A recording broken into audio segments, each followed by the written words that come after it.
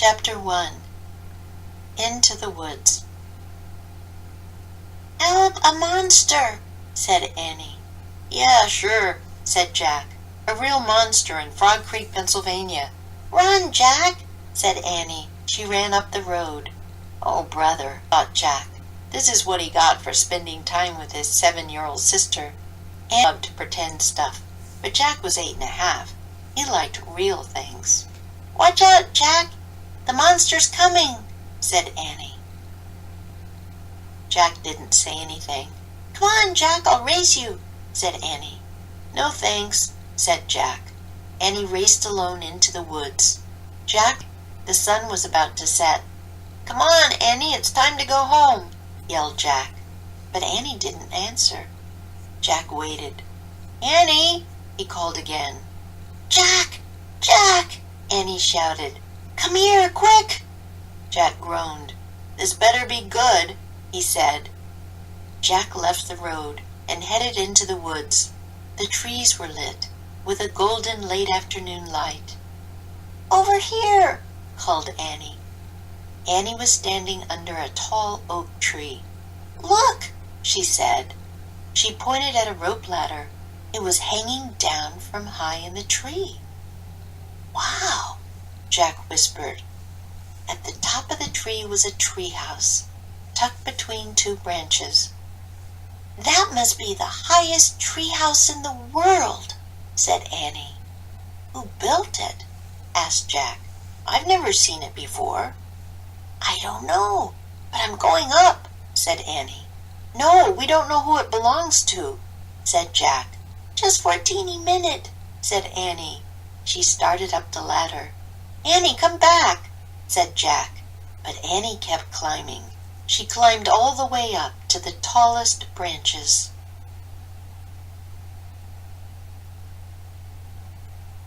Jack sighed. "Annie, it's almost dark. We have to go home." Annie disappeared inside the treehouse. "Annie!" Jack called. Jack waited a moment. He was about to call again when Annie poked her head out of the treehouse window. "Books!" Annie shouted. "What?" Jack said. "It's filled with books," said Annie.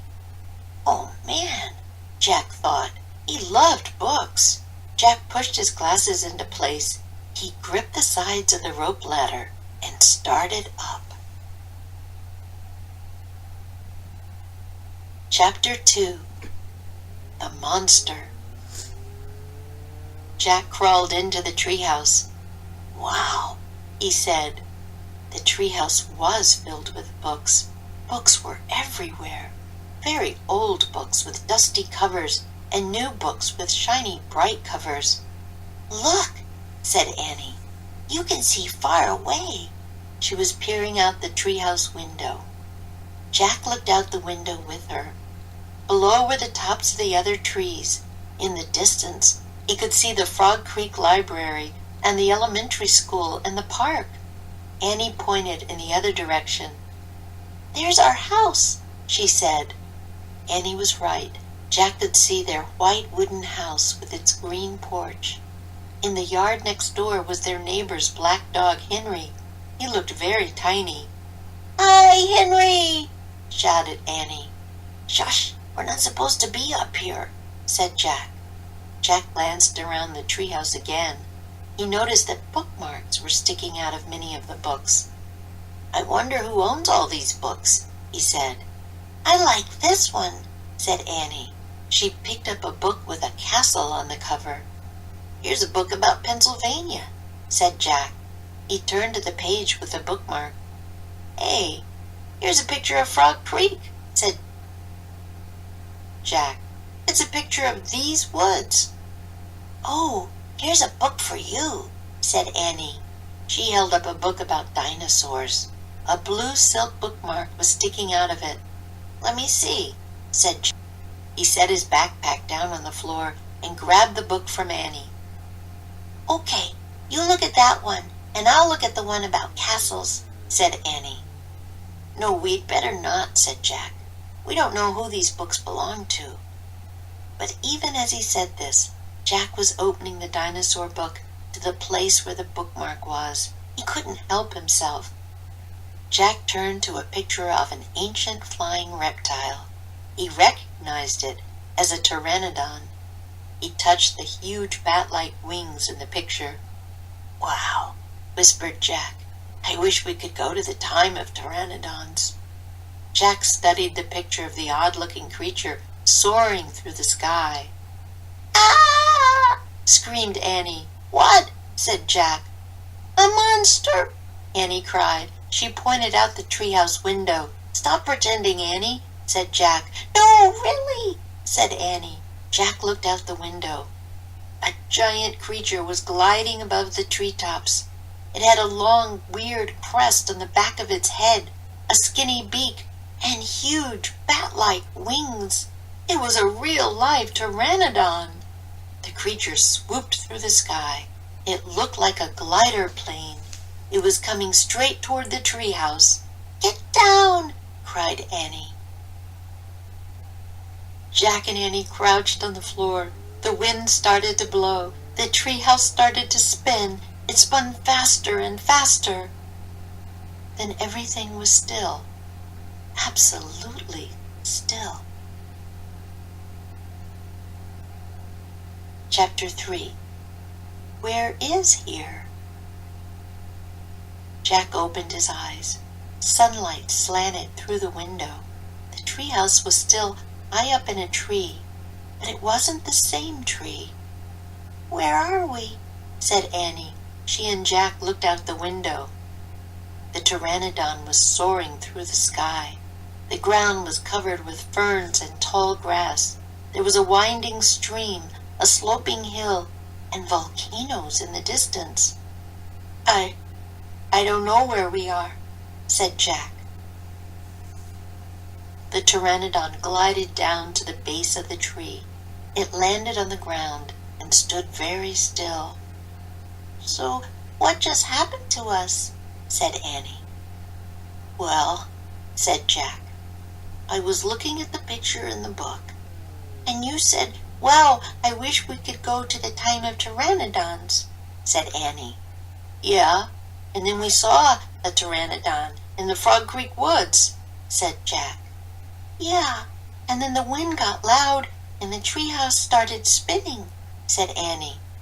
"And we landed here," said Jack. "And we landed here," said Annie. "So that means," said Jack. "So that means what?" said Annie. "I don't know," said Jack. He shook his head. "None of this can be real." Annie looked out the window again. "But he's real," she said. "He's very real." Jack looked out the window with her again. The pteranodon was standing at the base of the tree like a guard. His giant wings were spread out on either side of him. "Hi!" Annie shouted. "Shh!" said Jack. "We're not supposed to be here." "But where is here?" said Annie. "I don't know," said Jack. "Hi, who are you?" Annie called to the pteranodon. The creature just looked up at her. "Are you nuts? He can't talk," said Jack. "But maybe the book can tell us." Jack looked down at the book. He read the words under the picture. "This flying reptile lived in the Cretaceous period. It vanished 65 million years ago with the dinosaurs."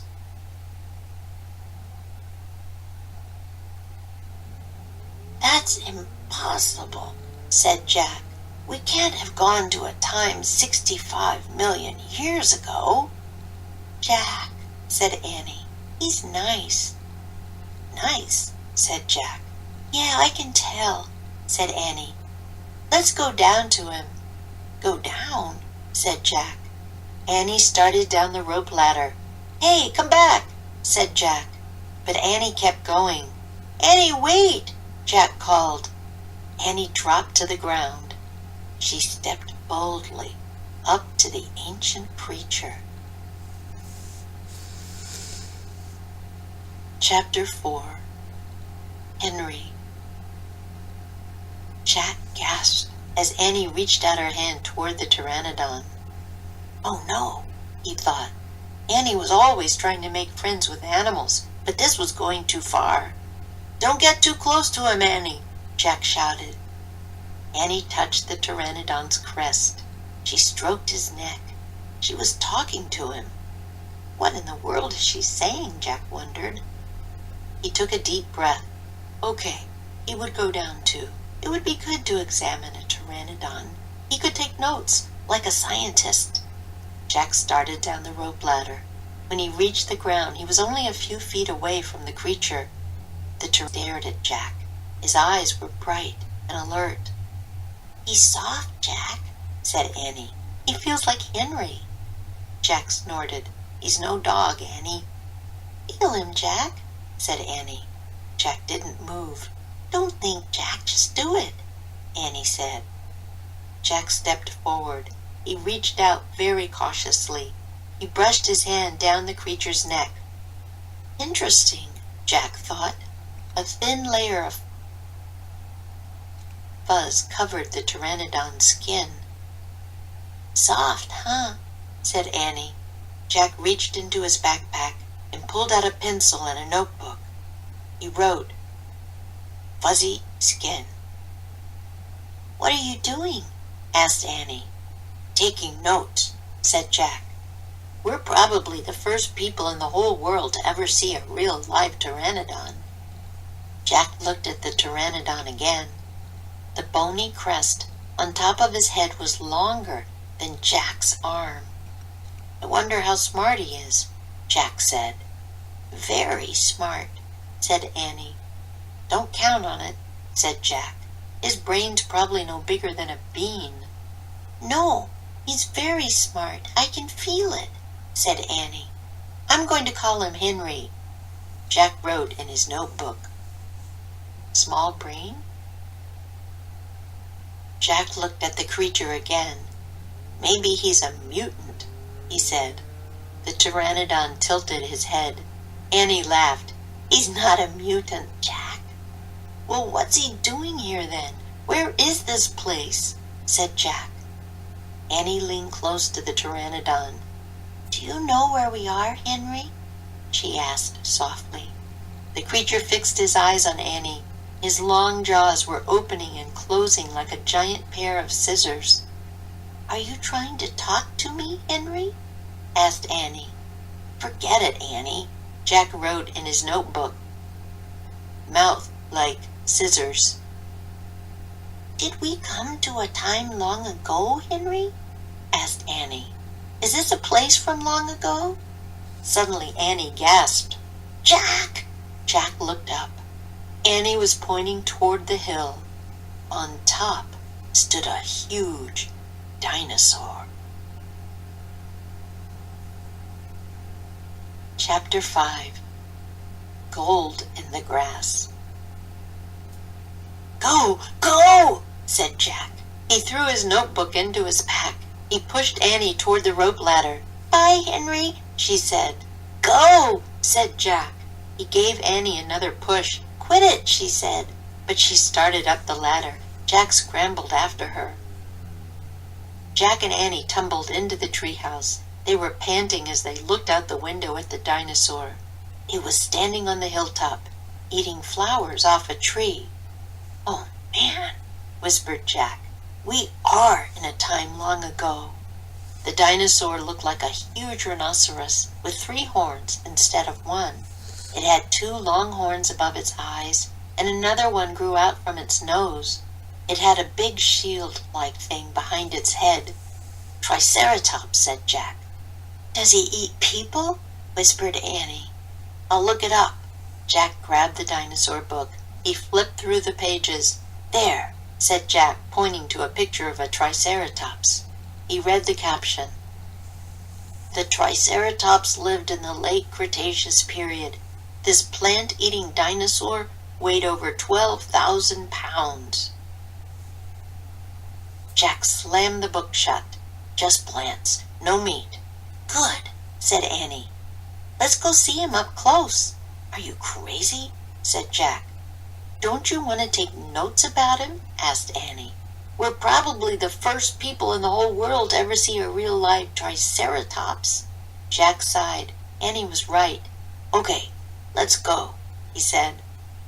Jack shoved the dinosaur book into his pack. He slung his pack over his shoulder. Annie started down the ladder and Jack followed her. "Just promise you won't pet him," Jack called down to Annie. "I promise," said Annie. "Promise you won't kiss him," said Jack. "I promise," said Annie. "Promise you won't talk to him." "I promise," said Annie. "Promise you won't—" "Don't worry," said Annie. Jack and Annie stepped off the ladder. The pteranodon gave them a friendly look. Annie blew him a kiss. "Be back soon, Henry," she called. "Shh," said Jack, and he led the way slowly and carefully through the ferns. When Jack and Annie reached the bottom of the hill, they knelt behind a bush. Annie started to speak, but Jack quickly put his finger to his lips. Then he and Annie peeked out at the Triceratops. The dinosaur was bigger than a truck. He was eating the flowers off a magnolia tree. Jack slipped his notebook out of his pack. He wrote, "Eats flowers." Annie nudged him. Jack ignored her. He studied the Triceratops again. He wrote, "Eats slowly." Annie nudged him harder. Jack looked at her. Annie pointed to herself. She walked her fingers through the air. She pointed to the dinosaur. She smiled. Is she teasing? Jack wondered. Annie waved at Jack. Jack started to grab her. She laughed and jumped away. She fell into the grass in full view of the Triceratops. "Get back," whispered Jack. Too late. The big dinosaur had spotted Annie. He gazed down at her from the hilltop. Half of a magnolia flower was sticking out of his mouth. "Whoops," said Annie. "Get back," Jack said again. "He looks nice, Jack," Annie said. "Nice? Watch out for his horns, Annie," said Jack. The Triceratops gazed calmly down at Annie. Then he turned and loped down the side of the hill. "Bye," said Annie. She turned back to Jack. "See?" Jack grunted, but he wrote in his notebook, "Nice." "Come on, let's look around some more," said Annie.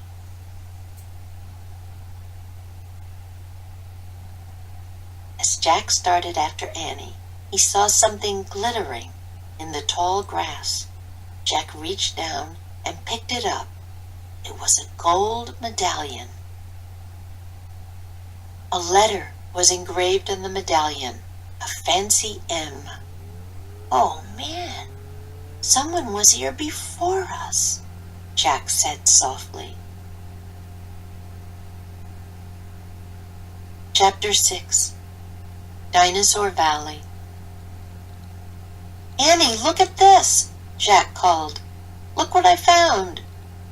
Annie had gone up to the hilltop. She was picking a flower from the magnolia tree. "Annie, look, a medallion," shouted Jack. But Annie wasn't paying attention to Jack. She was staring at something on the other side of the hill. "Oh, wow," she said. Clutching her magnolia flower, she took off down the hill. "Annie, come back," Jack shouted. But Annie had disappeared. "Oh, brother," Jack muttered. He stuffed the gold medallion into his jeans pocket. Then Jack heard Annie shriek. "Annie?" he said. Jack heard another sound as well, a deep, bellowing sound, like a tuba. "Jack, come here, quick!" Annie called. Jack raced up the hill. When he got to the top, he gasped. The valley below was filled with nests. Big nests, made out of mud. The nests were filled with tiny dinosaurs. Annie was crouching next to one of the nests. Towering over her was a gigantic duck-billed dinosaur. "Don't panic, don't move," said Jack. He stepped slowly down the hill toward Annie. The huge dinosaur was waving her arms and making her tuba sound.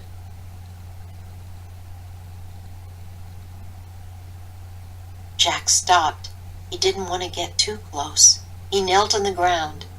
"Okay, move toward me, slowly," he said. Annie started to stand up.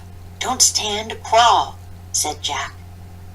Clutching her flower, Annie crawled toward Jack. Still bellowing, the duck-billed dinosaur followed her. Annie froze. "Keep going," Jack said. Annie started crawling again. Jack inched farther down the hill until he was just an arm's distance from Annie. He reached out and grabbed her hand. He pulled Annie toward him. "Stay down," Jack said. He crouched next to her. "Bow your head. Pretend to chew." "Chew," said Annie. "Yes," said Jack. "I read that's what you do if a mean dog comes at you." "She's no dog, Jack," said Annie. "Just chew," said Jack. Jack and Annie both bowed their heads and pretended to chew. Soon the dinosaur grew quiet. Jack looked up. "I don't think she's mad anymore," he said. "You saved me," said Annie. "Thanks." "You have to use your brain, Annie," said Jack. "You can't just go running to a nest of babies. There's always a mother nearby." Annie stood up. "Annie, don't," said Jack. Too late. Annie held out her magnolia flower to the dinosaur. "I'm sorry I made you worry about your babies," she said. The dinosaur moved closer to Annie. She grabbed the flower from her hand. She reached for another. "No more," said Annie. The dinosaur let out a sad tuba sound. "But there are more flowers up there," Annie said. She pointed to the top of the hill. "I'll get you some." Annie hurried up the hill. The dinosaur waddled after her. Jack quickly looked at the dinosaur babies. Some were crawling out of their nests. "Where are the other mothers?" Jack wondered. Jack took out the dinosaur book. He flipped through the pages. He found a picture of some duck-billed dinosaurs. He read the caption. "The Anatosauruses lived in colonies. While a few mothers babysat the nests, others looked for food." So there were probably more mothers close by looking for food. "Hey, Jack!" Annie called. Jack looked up. Annie was at the top of the hill, feeding magnolia flowers to the giant Anatosaurus. "Guess what?" Annie said. "She's nice too." Suddenly, the Anatosaurus made her terrible tuba sound.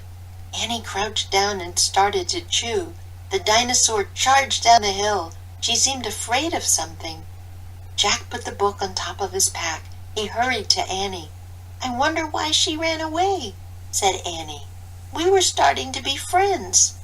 Jack looked around. What he saw in the distance almost made him faint. An enormous monster was coming across the plain.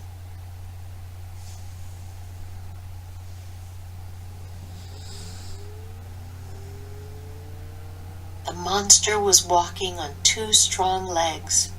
It was swinging a long, thick tail and dangling two tiny arms. It had a huge head, and its jaws were wide open. Even from far away, Jack could see its long, gleaming teeth. "Tyrannosaurus Rex," whispered Jack. Chapter 7. Ready, set, go. "Run, Annie, run!" cried Jack. "Run to the treehouse!" Jack and Annie dashed down the hill together.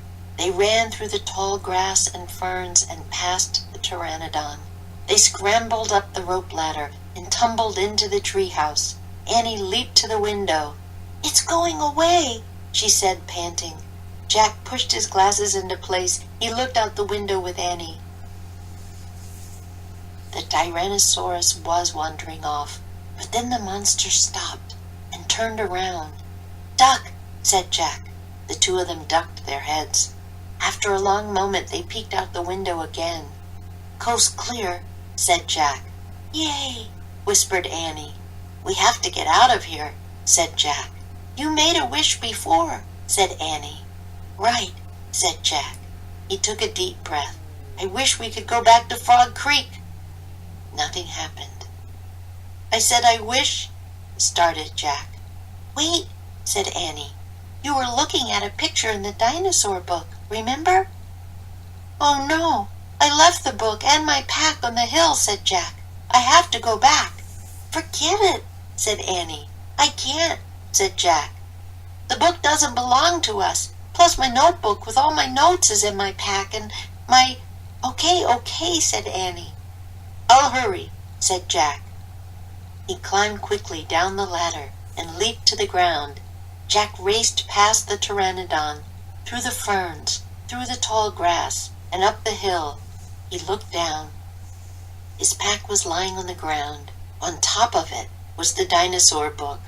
But now the valley below was filled with anatosauruses. They were all standing guard around the nests. Where had they been? Did fear of the Tyrannosaurus send them home? Jack took a deep breath. Ready, set, go, he thought. He charged down the hill. He ran to his backpack. He scooped it up. He grabbed the dinosaur book. Jack heard a terrible tuba sound, then another, and another. All the anatosauruses were bellowing at him. Jack took off. He raced up to the hilltop. He started down the hill. He stopped. The Tyrannosaurus Rex was back. It was standing between Jack and the treehouse. Chapter 8. A Giant Shadow. Jack jumped behind the magnolia tree. His heart was beating so fast he could hardly think. He peeked out at the giant monster. The horrible-looking creature was opening and closing its huge jaws. Its teeth were as big as steak knives. "Don't panic," thought Jack. "Think." He peered down at the valley. Good. The duck-billed dinosaurs were sticking close to their nests. Jack looked back at the Tyrannosaurus. Good. The monster still didn't seem to know he was there. Don't panic. Think. Maybe there's information in the book. Jack opened the dinosaur book. He found Tyrannosaurus Rex. He read. Tyrannosaurus Rex was one of the largest meat-eating land animals of all time. If it were alive today, it could eat a human in one bite. Great, thought Jack. The book was no help at all. Jack tried to think clearly. He couldn't hide on the other side of the hill. The anatosauruses might stampede. He couldn't run to the treehouse. The Tyrannosaurus might run faster. Maybe he should just wait for the monster to leave. Jack peeked around the tree. The Tyrannosaurus had wandered closer to the hill. Something caught Jack's eye. Annie was coming down the rope ladder. Is she nuts? What is she doing? Jack wondered. Jack watched Annie hop off the ladder. Annie hurried over to the pteranodon. She was talking to him. She was flapping her arms. She pointed at Jack, at the sky, at the treehouse. She is nuts, Jack thought. Go back up in the tree, Jack whispered. Go! Jack heard a roar. The Tyrannosaurus Rex was looking in his direction. Jack hit the ground. The Tyrannosaurus Rex was coming toward the hill. Jack felt the ground shaking. What should I do? Jack wondered. Should I run? Crawl back into Dinosaur Valley? Climb the magnolia tree? Suddenly, a giant shadow covered Jack. He looked up. The pteranodon was gliding overhead. The giant creature sailed toward the top of the hill. He was heading toward Jack. Chapter 9. The Amazing Ride. The pteranodon coasted down to the ground. He stared at Jack with his bright, alert eyes. What was Jack supposed to do? Climb on? But I'm too heavy, thought Jack. Jack looked at the Tyrannosaurus. It was starting up the hill. Its giant teeth were flashing in the sunlight. Okay, thought Jack. Don't think. Just do it. Jack put his book in his pack. Then he climbed onto the pteranodon's back. He held on tightly. The creature moved forward. He spread his wings and lifted off the ground. Jack nearly fell off as they teetered this way and that. The pteranodon steadied himself and rose into the sky. Jack looked down. The Tyrannosaurus was staring up at him and chomping the air. The pteranodon glided away. He sailed over the hilltop and over the valley.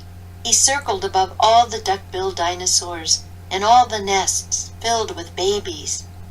Then the pteranodon soared out over the plain, over the triceratops, who was grazing in the high grass. Jack felt like a bird. The wind was rushing through his hair. The air smelled sweet and fresh. Jack whooped and laughed. He couldn't believe it. He was riding on the back of an ancient flying reptile. The pteranodon sailed over the stream and over the ferns and bushes. Then he carried Jack down to the base of the oak tree.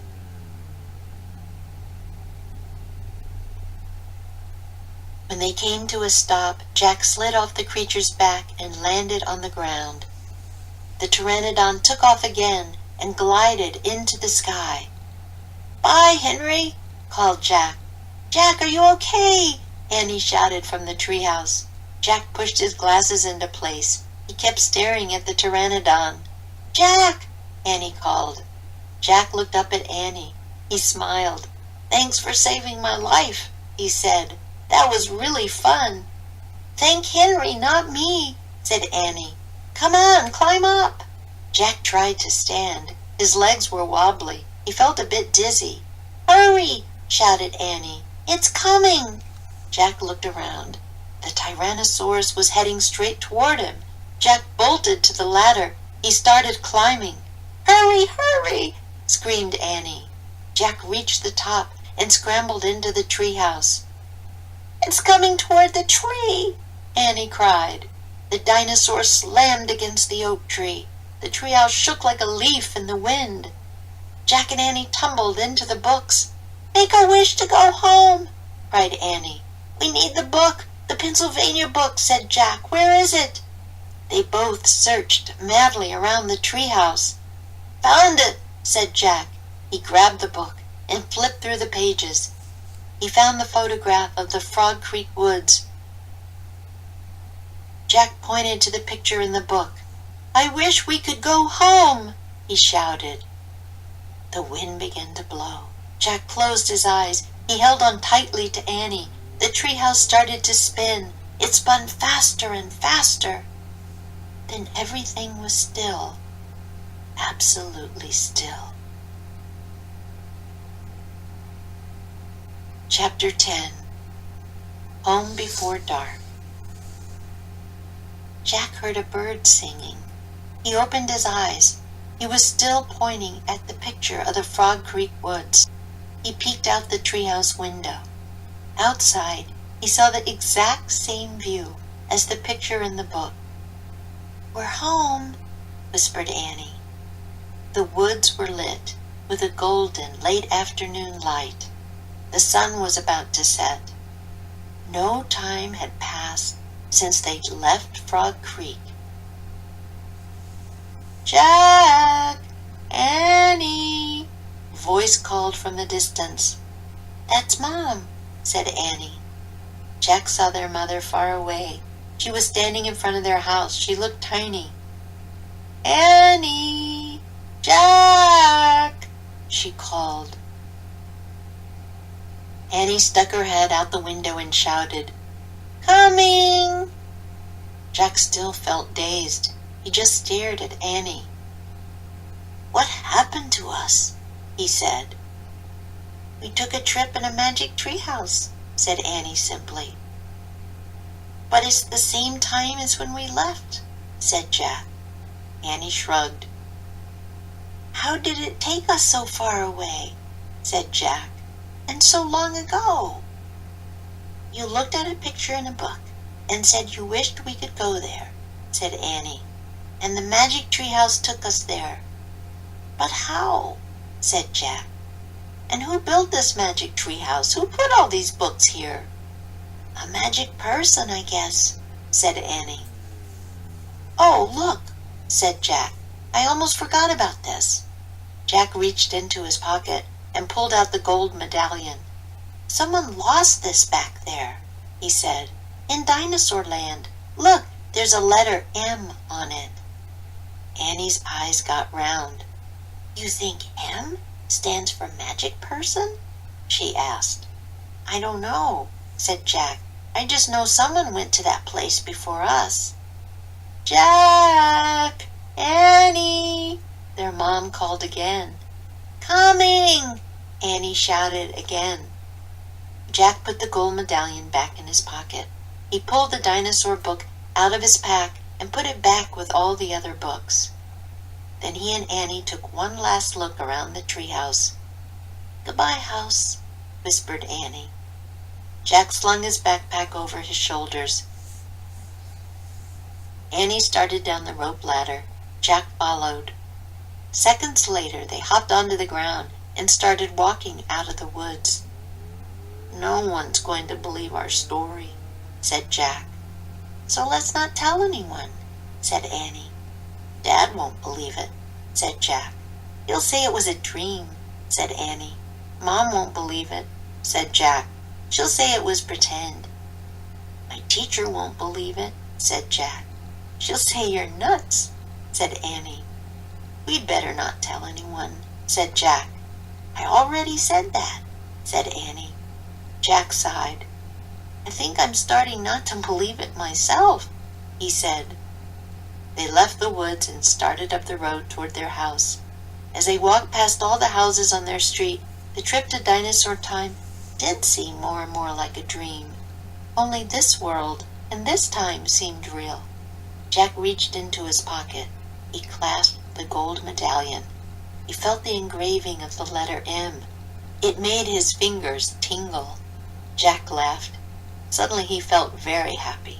He couldn't explain what had happened today, but he knew for sure that their trip in the magic treehouse had been real. Absolutely real. Tomorrow, Jack said softly, we'll go back to the woods. Of course, said Annie. And we'll climb up to the treehouse, said Jack. Of course, said Annie. And we'll see what happens next, said Jack. Of course, said Annie.